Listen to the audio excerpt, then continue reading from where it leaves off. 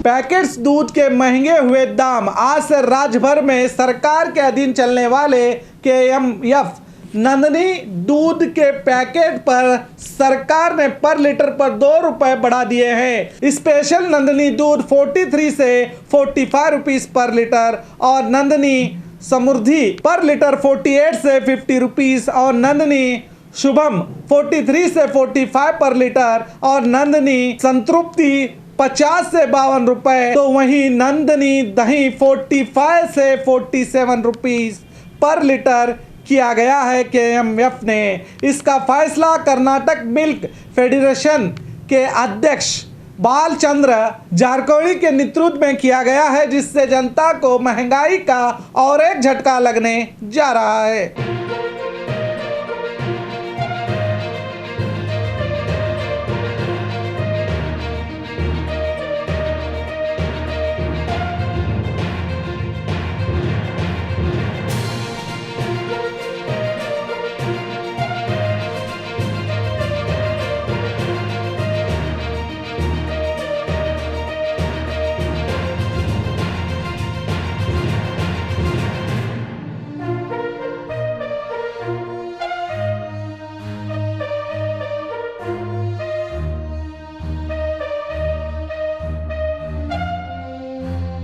English बोलना और सीखना अब हो गया है आसान। देर किस बात की, आज ही aspire spirit spoken English classes के साथ जुड़े।